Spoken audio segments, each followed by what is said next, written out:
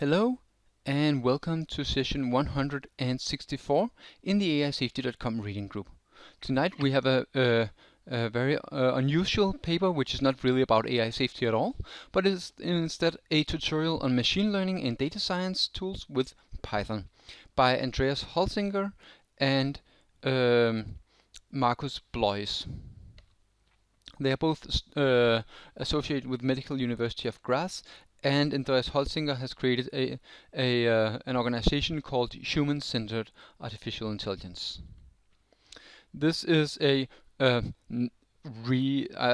almost 3 years old tutorial, but things are moving really fast in the Python world, and some of this could arguably be said to be out of date already. This is a tutorial, so it aims to provide help on getting up to speed quickly rather than providing like a deep understanding. What does it have to do with AI safety? Well, this is something I will return to in just a moment, but we do also read some papers that are quite far away. One thing you should probably notice if you try to run this tutorial is that a lot of the examples will not work. And that is because this is made for Python 2.7, and the current versions from going up to version 3 is not backwards compatible, meaning that a lot of things have changed, and Python doesn't really have a way to show where if some function has been moved from one place to another. So the way I did it in practice was that I tried to compile the examples, and then I got an error message saying this thing is not recognized, and then I typed it into Google, and then Google said, oh, it has been renamed to something else. So that was quite a I think this tutorial, if someone is doing this from the beginning, they should probably consider a newer tutorial than this. And also I should say I am not an expert in machine learning, so if this is your first, if you're actually trying to understand machine learning, then you should probably go to a different YouTube video, because there are many YouTube videos that are made by actual experts. So even though this was just something about machine learning, I have found a number of things that I felt was reasonably relevant for AI safety. The first is quite obviously that the learning curve of actually using machine learning is not that hard. It is a craft, and experience with Python helps a lot, but on the other hand, quite a few people have experience with Python. So I think that is I think a lot of people will be able to do a little machine learning with quite low effort. So I had previously thought that one of the key reasons why we see so many great results in AI now compared to 10 years ago is that we've had much more compute. We've been able to use GPUs and even specialized processors, and we have a lot more data now than we did 20 years ago. And I've been feeling that this was the key. But actually, now that I look into it some more, I feel that the main reason is actually social. That currently there is a culture of shared knowledge, tools, libraries, this kind of thing, and this is hugely influential. And this is something that have enabled people to actually do a lot of things with artificial intelligence and machine learning that they couldn't do before. A second thing that I've come to realize is that cross-validation is something that people in machine learning care very, very much about. And last week we talked about the AI winter as a reason for super intelligent skepticism, and it is really clear that people who work in AI try really, really hard not to overpromise and overhype their things, but this validation is something that is on the forefront of people's mind at all times. When I looked into some of these algorithms, like for instance cross-validation, it seemed to me that this is actually something that humans that is related to thinking in general and not just to machine learning. And I feel that a lot of these techniques, if we could do, for instance, Bayesian update, to take a simple example, if we could do Bayesian reasoning, we really would do that. And a lot of the other examples in machine learning seem like things that we really would do if we could just do that.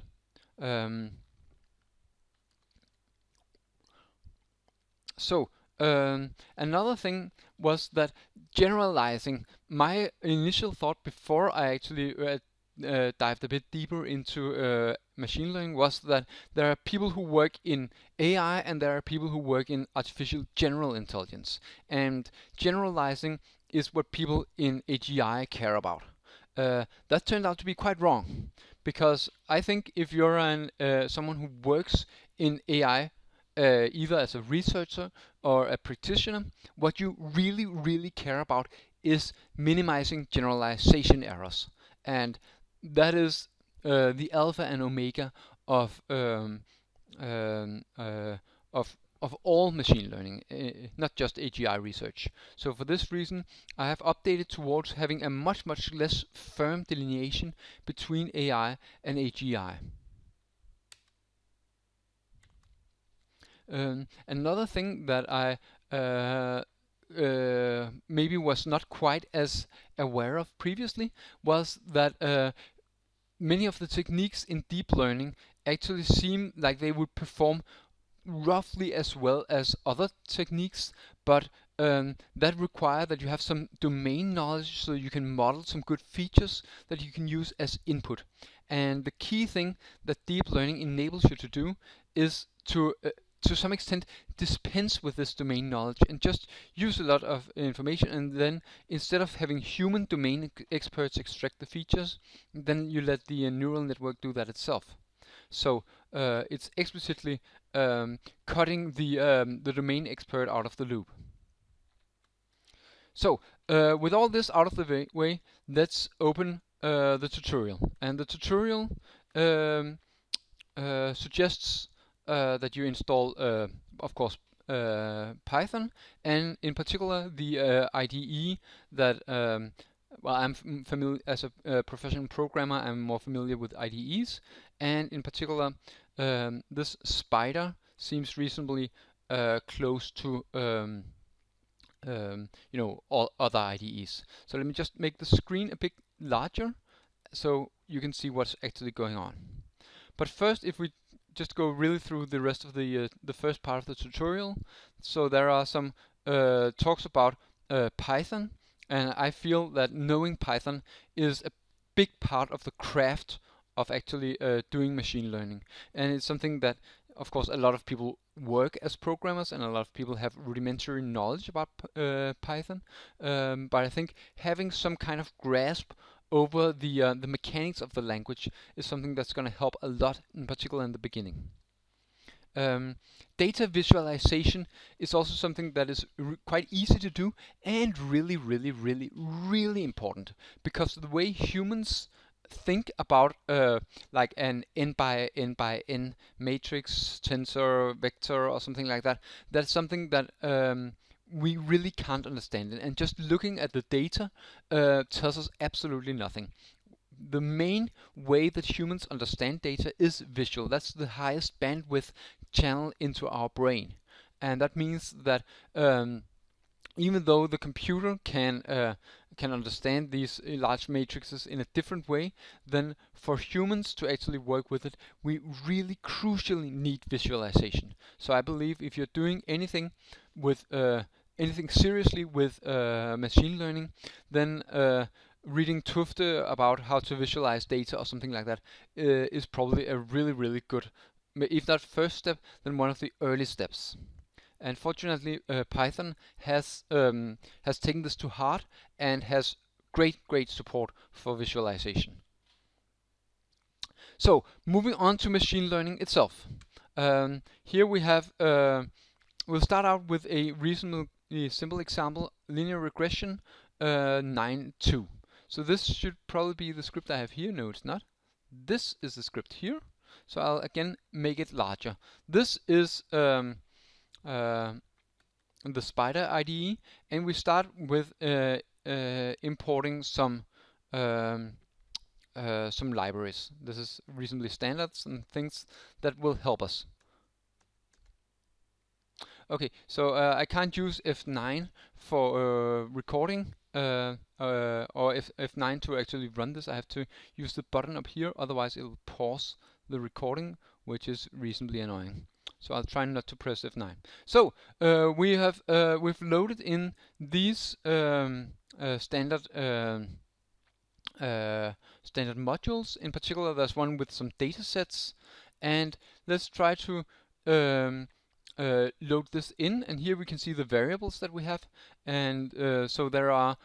This is the diabetes data set. There is 442 rows describing 442 patients with diabetes, and 10 attributes for each of them, 10 columns. And then, of course, we have the knowledge about whether they actually do have diabetes. So let me just get this out of the way here. So let's start with something really, really simple. We only look at BMI. So we try to correlate, do people have diabetes according to their BMI? And we would probably expect that there is some correlation. I would actually have expected a much stronger correlation than it turned out. But let's see. So we start by just removing everything except the BMI column. That's this. And then we form it into a vector, and now we have here a different shape. It's basically 442 examples, and then we do something. We want here to have a split between what we test and what we train on. And so here we split the data into two parts. 80 samples for testing, and the rest of the 300 or something for the rest for training. So let's do that.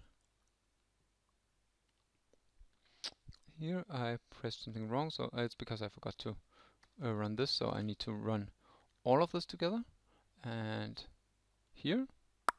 So now it works. It's when you try to run this one line at a time, it's easy to forget to run some of it. So let's start by basically running a scatter plot on the test data, so we can just see it, and that should be this line here. And so from this we get this is the actual correlation between BMI and whether there is diabetes. And then let's try to see if we can use here a linear regression model, put that on top of it, and display both of them at the same time. That would be this here. Now we can see that there is indeed a trend line here, but we can also see that the if we try to press this, there's a score here, then we can see does it actually, how good is this linear regression? And a score of 0.36 is generally considered quite bad. So there is a correlation between BMI and whether you have diabetes, but it's not a very strong correlation. Now, of course, the data set, we took the last 80, and that might be a very poor choice if the last 80 are people who are I don't know, it's not a representative sample. So there is, fortunately, something called cross-validation, which is this train-test split that can do this automatically. So let's see here. We take again a test size of 0.2, so that's 20%, and we load it up and do basically precisely or almost the same thing. Because first we just took the BMI, and that's of course a very, very simple example. Now we want to take everything except whether it's male or female. So now it's 9 parameters. Now we have a 9-dimensional regression problem, and we want to see how that works. So we'll try here with the 9-dimensional example, And now we will not just fit a linear regression, but what is called a ridge regression, and we'll try to do that. And again, we'll plot it in here, and let's see what. So let me just explain this real quickly. We make a ridge model, and then we fit it on the training data, and then we actually make this fit, and then we see it. See what score does it have. And after the score here, and this is so annoying, we can see that this has a correlation of 0.33, which is also a reasonably bad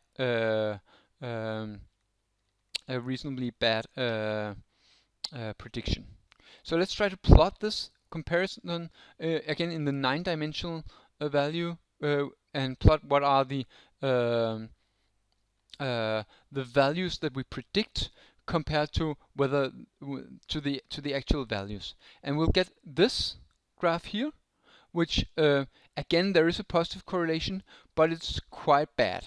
The data is quite noisy, and having this kind of fit doesn't really make a lot of sense. So let's try to see if we can do something better. Well, one of the things we can do, of course, up here we took just a small, we took a very bad cross-validation because we just took 20%, and we would rather take run this 10 times, and each time we select 10% that we test on, but a different 10%. That's called cross-validation with k-fold, 10-fold cross-validation. And so in this way we use all the test data multiple times, so we get correlated results, but we also get a lot of results. So you see a lot more dots here, and a somewhat more robust correlation, but not really strong data, not a really strong prediction. Let's go to the next part. This. I'll just press up here to clear all the variables. That's probably a good thing to do from time to time. So let's start again with some data, some noise. Here we have an example of how to artificially create some noisy data. This is some noisy data that is being created, and it is this basically a parabola, but with but with some variations. So it won't be a precise parabola. There's something on top of that. Let's try to fit a linear regression to that. And as before, we'll just do a linear model and press select fit on this. There are actually quite a few things you can do with how precise you want this linear regression to be. But in our case, we'll just select this. We get a score of 0.91, so that's reasonably good. And we'll try to plot it again, just for the sake of it. And we see this is the prediction according to the data. Let's try to do something more interesting. We can try to have a support vector regression with a polynomial. See, can we fit a polynomial to this? And degree equals 3, so that's a third degree polynomial. Let's see if we can do that and what score we'll have. So we'll again try and see the score first. The score says 0.95, so that is better. And let's try to put it up here. And then we can see this is the third degree polynomial. So, and of course, since we are predicting a second degree polynomial, a third degree polynomial probably fit better. Then we can also use like a radial function and see how well we can make that fit. There are many different kinds of algorithms you can try to fit to your data, and here we've just had 3, and that will give us a new typed on top of it, and that will be this. And you can also, there's also the score written somewhere, so you can actually compare which of those are best. 9.4, here there was a problem in the data, so I couldn't get this clustering algorithm to work. I'm sure if you spend a bit longer time on that, you can probably make that work. But so we'll just go straight to 9.5. Again, we are taking a now we're taking some other medical data. This time it's for breast cancer incidents, and we have here 569 samples, each with 30 characteristics. And we do here 5-fold cross-validation on this, and we try to fit a linear model to this, and then we see what is the score, how well does this fit, and it should say this fits really well, right?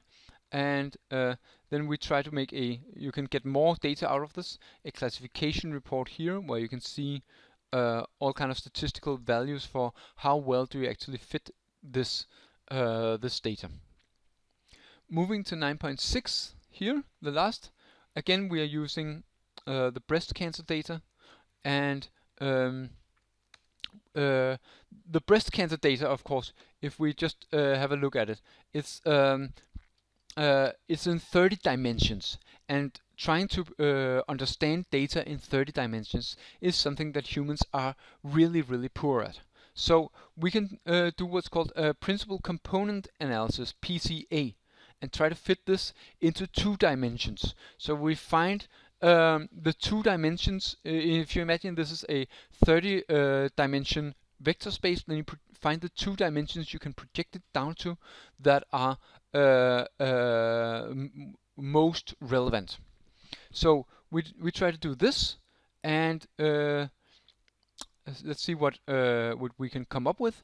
Then it gives us a it transforms this into a different space, but there are now only 2 coordinates. So now it's something we can plot again. So let's try to plot. How does this look if you find the 2 primary components? And in the 2 primary components, now we can see here that that these 30 dimensions of this breast cancer samples are actually very highly correlated. Because if we take the 2 most important, not coordinates, but combinations of coordinates, then we can see that the ones that have cancer and the ones that don't have cancer are actually strongly correlated.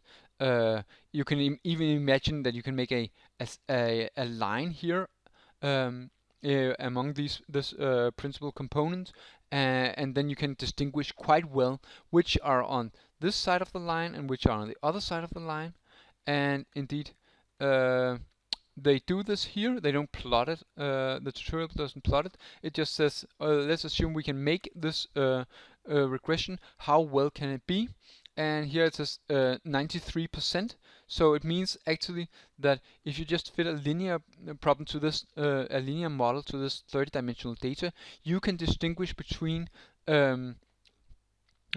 breast cancer and not breast cancer with 93% accuracy, which is quite good. So finally we get to neural networks.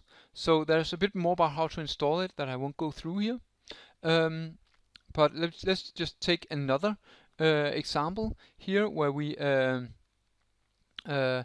take this breast cancer data, and instead of trying to make principal component analysis, we try to train a neural network on this. So we start by importing a number of things, including Keras, which we'll be using. Keras uses TensorFlow. We'll make a sequential neural network. I'll just zoom in a bit so you can see a bit easier here. And then the neural network will add a 10-layer neural network here.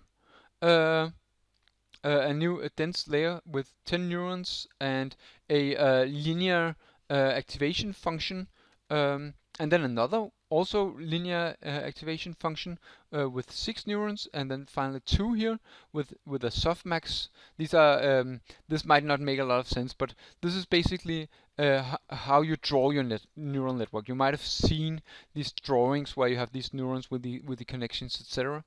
And then you compile it, and then you have, and then you compile it, and then you have a neural network.